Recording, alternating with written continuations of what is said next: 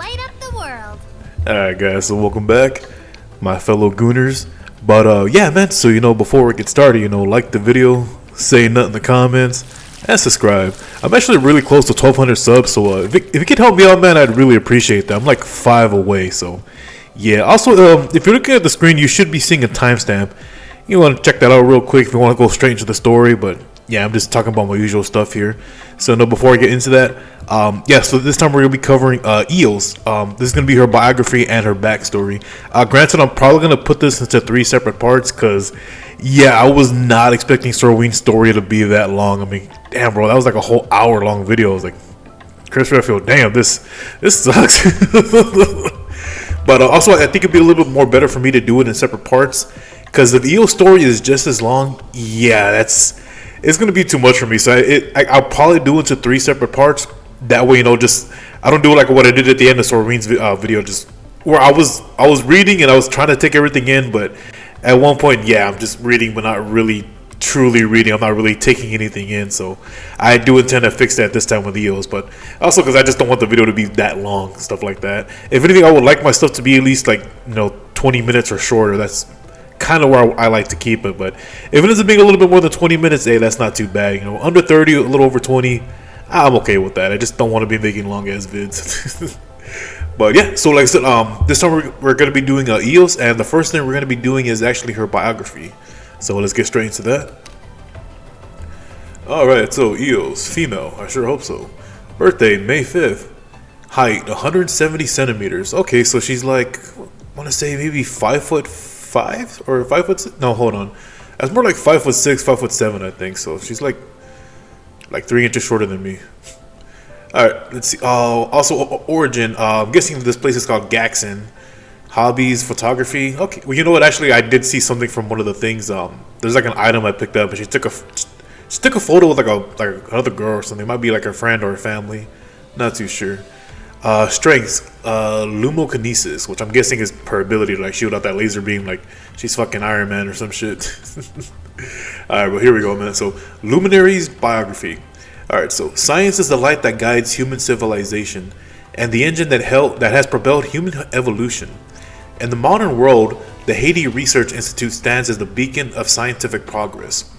Here, the brightest minds from all over the world gather, collide, and spark, lighting the way for humanity. Eo's parents were both researchers at the Haiti Research Institute. Her father was a mechanical engineer, and her mother was an optics expert. Actually, before we continue, man, if you look right here, the apostrophe after Eos, I do kind of appreciate it because nowadays I notice that the apostrophe always seems to be fucking before. Well, I mean, I guess because of the name, but I don't know. I could just be wrong because I suck at grammar myself. But from what I was originally taught, you're supposed to put the apostrophe after the S to show ownership. Like, hey, these are her parents. Like sometimes you'll see some people or like nowadays even like the text messaging, they'll put the apostrophe like before the S and shit like that. Like, oh yeah, like Eos is like, what the fuck? Sorry, I just had to point that out, man. It's just, I'm just an old fuck. Eo's intellect was apparent even from a young age. During her PhD studies, she was admitted as a special case by the Institute, becoming the youngest research fellow in the organization's history. By fate or by chance, Eos discovered the Institute's efforts in putting together a research division to be sent to the Ark for a top-secret assignment. The clandestine nature of the assignment intrigued Eos, so she redoubled her efforts and managed to join their ranks. There, Eos' life entered a new chapter. As the source research conducted at the Ark opened doors she didn't even know existed.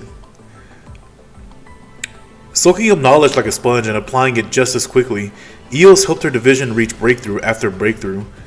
With each assignment she crushed, her confidence soared to new heights. Eos' repeated successes also earned her a unique opportunity, a golden ticket, applicable to any research topic she chose, and a team to help her pursue it. Eos' choice of topic was as far-flung as her pride. Source particle activity at superluminal speeds. Everyone she spoke to cautioned her on the impossibility of her task, but Eos remained unmoved. To her, nothing was impossible as long as she worked hard enough. Their doubts only served to fuel Eos' desire to prove herself. She spent every waking moment buried in deductions and calculations. to the point where meals and sleep became mere distractions to her. In spite of all this, her research stalled. Eos refused to believe that she had reached her wit's end, but her numbers didn't lie. Permutation after permutation yielded only failure. Soon the entire division became aware of Eo's obsession. Many of her colleagues tried communicating with her, offering their sights, but Eo's oars warped their words of gentle encouragement into criticism and mockery. In a fit of rage, Eos locked herself in her lab. Her eyes glossed over as she flipped through her research notes, barely registering every unsolved equation. Until they happened upon a line of red ink, in an unfamiliar hand, filling in the missing piece of an equation and showing her the result. Her mind once again razor sharp, Eo's eyes darted to the end of the page, where a short line read, "You picked a topic ahead of its time. Come find me if you want to know more. I'm Tetho." Or Tito, not too sure how you pronounce that name. In a daze, Eo stumbled her way to Tito's office. There she discovered that there are worlds beyond what she thought she knew. Tetho's grasp of the source was beyond anything Eos had ever seen. As she sat next to her feeling like a student for the first time in years, Eos felt something about her research that she hadn't felt in a long time. Hope. That rekindling of hope was accompanied by trust in Tito, without whom her work would be impossible. Tito became Eo's most trusted colleague, and over time, Eos also warmed to her as a friend. Eo's intellect has always been the thing that separated her from others her age. Her mind was accustomed to moving quickly, and no one seemed to understand that, or her. Tetho's appearance changed everything. For the first time, she felt like she was not alone in this world. With Tetho's help, Eos finally stopped overexerting herself and rediscovered her passion for science and truth. On the day of Eo's birthday, Tito invited her to the Vasta's observatory with the intention of gifting her the stars in the sky. When Eos arrived, however, Tetho wasn't there. At that moment, a violent earthquake struck without warning. With the arc at its epicenter, Eo's heart skipped a beat when she realized Tetho might still be in there. Heedless of her own safety, she hurried back to the arc. She searched frantically for Tito amidst the crumbling building complex, her heart hammering harder with every passing second. Just as she was about to dive into another building on the brink of collapse, a familiar hand caught her and held her back. Tetho, thus far unscathed and uncharacteristically angry, demanded to know why she had come back. Something in her voice told Eos that Tetho knew this disaster was going to happen, that the birthday present had been a diversion to lure her out of harm's way. When she questioned Tetho about it, however, she was met with stern silence. Paralyzed by suspicion, Eos did not react in the time when the ground beneath her feet split open. At the last second, Tetho pushed Eos towards safety, but she herself fell into a gaping chasm. "Live." That was the last word Tetho said to her. So Eos did and kept moving on. But she did so blindly. With her eyes glossed over, she trudged forward in the maze of ruined buildings, her right arm hanging uselessly from a broken shoulder. And when she could no longer carry herself, she collapsed and closed her eyes, her voice echoing in the dust-filled dark. "Tetho. Tetho." When Eos opened her eyes again, she found herself changed. While she wasn't conscious, a mysterious organization known only as the Oculus Principi augmented her body with the source. They also replaced her arm with a prosthetic far beyond modern technology. None of it came close to replacing Eo's loss. When Tetho fell into that chasm, it was as if she had taken everything with her, wiping her existence from the world. And yet, despite what Eos had seen with her own eyes, a voice whispered to her in the dead of night. When grief threatened to overwhelm her, Tetho was still alive. It was the first irrational belief Eos had held, perhaps the only one she would ever hold. Nonetheless, she holds on to it, honoring Tetho's final word to her. Damn, okay. Alright, that's actually a pretty cool little biography, so I actually was not expecting this about Eos. Bitch is a fucking super genius, like holy crap. But one thing I can definitely relate is like when she gets into something, she's like really dead set on it. Like I'm a little bit kind of like that. Like when I'm really into something and I just refuse to stop. Like when it comes down to working on stuff, that's kind of how I am. So like whether it be working on Homeboy's computer or something like that, I refuse to stop. Like it's gonna take a long time to pry me from that shit. Like you really gotta offer a good distraction. If not, leave me to my own devices, and I'm just gonna keep going until either I can't go anymore or I fix the fucking problem some way or another. So I can definitely relate to her on that, and I think that is actually pretty badass. So I do respect her for that. That's pretty cool. Kind of sucks that she lost a friend, so that kind of sucks. But Yeah, and then also just I guess just being so fucking smart, you know, just she really can't get along with people her age. Like, yeah, that's kind of a pain in the ass. But just based on what we just read right now, I think that's actually fucking amazing, man. So she's definitely got some good character. I like the way she sounds. So I can kind of see why she's kind of like a bitch, like when you hear some of her lines. But yeah, so you know what we're gonna go on next is gonna be the story itself. So let's go and get straight into it. So the first thing we got on the list is Faded Yesterdays, Chapter 1. The truth would be my eternal guide. That was what I believed. Now I know it for what it is, a self-righteous fantasy. The Vasa's incident destroyed more than the city. It took away people's faith in reality. Tens of thousands of people, familiar faces, swallowed by the pale blight. The very ground beneath our feet crumbled away, taking with it the yesterdays we once knew. Or hold up. The devastation that occurred in Vasas during the activation of the Helix Vitalis. Okay, that actually was mentioned in Sorene's story. Pale blight. A unique environment formed after the Helix Vitalis depletes an area of energy. Oh, you know, that actually explains why everything goes white in the game, so that's actually pretty cool. Alright, so the Oculus Principi plucked me from the ruins, gave me new life with technology beyond this age. I once thought I knew everything there was to know about the source. Let's see, a unique form of energy transmitted. Okay, never mind. Waking up on their bed, I realized that I knew less than nothing. Ignorance is a threat. It is an endless uncertainty and renders tomorrow untrustworthy. I once thought that humanity only needed to know enough to seize control of its destiny. Now I know the unknown far outstrips our imagination. Eternums? I think that's how you pronounce it. Let's see. The core components of the Helix Vitalis. Discovered, unearthed, and named the Ethereum by humans before its activation. Okay. The Oculus Principi awakeners the Pale Blight. Mysteries catalyzing new mysteries, and me, caught in the middle of it, lost in the boundless darkness. I feel as if time itself was split in two, as if part of me will always remain in that faded yesterday, with my dearest friend Tethel. I watched her plunge into the abyss, but even so I cannot bring myself to believe that she's gone. Oh shit, okay. At the Ark, Tethel's always had my back. There was no problem we couldn't solve together. I'm on my own now. If she were here, what would she say to me? She wouldn't want to see me stuck like this. Forward. The only way is forward. Okay, shit. You know, I wouldn't be surprised, you know, just like Soreen, I wouldn't be surprised Tethel becomes like an awakener. Might not remember her, but I wouldn't be surprised something like that does happen. Which would be kind of cool, get some more characters in the game. Alright, so next up we got Memory's Key. Alright, let's see. The Vasa's incident happened on my birthday. Damn, that sucks. Tethel had prepared a birthday party at the observatory. I had been at the Ark for over a year then, so I knew the Vasa's observatory had the best toys, but I was neck deep in research papers in those days, so I never got the chance to visit. I was going through something in the days leading up to my birthday. Rock bottom, and then some. Tethel didn't miss a thing. She knew my dreams better than I did, and she knew how to get me back on my feet. That was why she chose the stars themselves as a gift, and yet what came for me that day at the observatory wasn't Tethel, but the incident. It started with the earthquakes then. The ground itself began to crack and splinter. By the time I got back to the Ark, Eternum was already off the ground. A fountain of source energy gushing from it. I had never seen such a raw display of source before. At that moment I came face to face with my own ignorance. Our ignorance, as a species.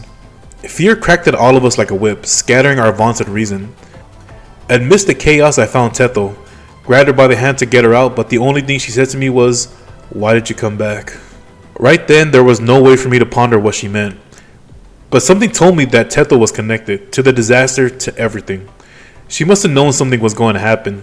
Sending me to the observatory was part of her plan. Tethel has always been a mystery. I had to turn a blind eye to it, but it's time I faced the truth. At the vigil for the ones we lost at the incident, I saw a dead researcher. Someone I had known to have died in the disaster. All I have is a silhouette of the person at the edge of the screen. But it's a lead. A new possibility.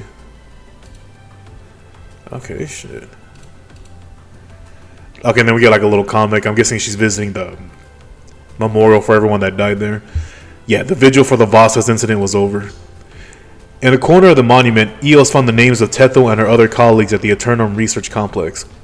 Their entire lives had been condensed into an inconspicuous line of text for people to remember them by. And while remembrance helps some people move on, sometimes it keeps others trapped in the past. Damn. At the vigil, one of the surviving researchers was accosted by families of the victims. Oh shit. Dr. Freya. Damn. Oh man, actually she looks really good with her hair down. Damn, big ass nut. It is just a moment, but Eos knows what she saw. The figure at the edge of the screen was Dr. Freya, but her name was on the list of victims. If Freya is still alive, then maybe Tethel. Eos recognizes the man who was attacked on TV as Dr. Emil from the Ark. An acquaintance of Freya's, paying him a visit, she learns of Freya's fiance. Alright, so got like a little happy couple on screen. But then the Vasas incident occurred. Oh shit, damn. Oh fuck. Eo's determination proves enough to move Emil, and he gives her Carl's address. Maybe deep down, he also hopes that someone could catch his mirage in the flesh. Eos follows the address to Carl's house, but arrives to find the front door unlocked. Hey yo, Carl, you in there, man? Oh shit. Motherfucker drunk as fuck. Most of the painful past choose to let time heal their wounds, except two kinds of people. One of these is willing to rend themselves open to the point of inflicting more wounds upon themselves, to chase the faintest glimmers of light, illusory though they may be. And the other chooses to drown themselves in the abyss of what was, inuring in their own hearts with darkness. Eos conceals her true intentions to avoid agitating Carl, but she eventually uncovers a previous visit from the Ark personnel, one that confiscated all records Freya kept at her residence. Dude's just looking at her like, come on, why are you in here? Just let me be. Impossible. The Ark is a shell of what it once was after the Vasas incident. Why would they send people to gather information? Despite Eo's best efforts at keeping Carl calm, she unavoidably agitates the man with grief. In a fit of rage, he shows Eos to a room in the house. Him and his fiance. Oh damn, she got some big old titties. You people have taken everything from me. What more do you want? What more do you want to take from me? Did Freya ever meet with anyone strange? Or act like she was trying to hide something? Oh damn, come here little shit. Eos cannot conceal her intentions anymore. She told Carl about the mirage she saw on the TV, and yet, asking someone in the depths of despair to believe in hope is a cruelty in its own way. Damn. She could still be alive, isn't that worth looking into? Damn. Enough! I don't have time to play detective with you. Get out of my house, bitch!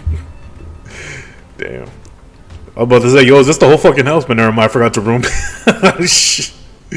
Yeah, that's actually a pretty good sized room. Some people drown themselves in darkness, while others choose to chase the light. Damn.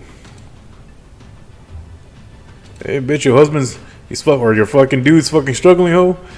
One day the light will shine even on the darkest abyss, and unravel every mystery behind the mirage. Oh shit, okay. Alright, that's actually pretty cool. Shit, I like that. But actually what I am going to do, I'm probably going to cut it off right there. I will say I do have to edit quite a bit because, yeah, it's kind of hard to do a one take. Well, not so much that, it's just the fact that I had to edit out the parts where I stuttered or said things incorrectly. So, yeah, this might actually be a 4-part kind of thing. So, yeah, my bad. But, yeah, man, so like I said, I'm going to try putting them out as soon as possible. I think the last one's gonna be the hardest because, like I said, you have to win like one match, so that might take a little bit of time. I mean, Eos is a good character, but that might take a little bit of time. But yeah, I'll have this out for Wednesday, which is today, and then I'll have the other one on Thursday, or I'm gonna try to. If not, that'll be out on Friday because I do want to finish this and move on to the other characters' biographies. Also, with that being mentioned, you actually can't progress through their stories. It's just Eos and Sorween that we're able to do. Just because this is the closed beta, but you know, when the full game launches, I do intend to actually go back and do every character story, even the ones I don't like. Oh shit! But all right, guys. So just to reiterate, you know, like the video, say nothing in the comments, and subscribe. And then, man, hey, thanks for watching. Night. Do you need my help? Let me guess.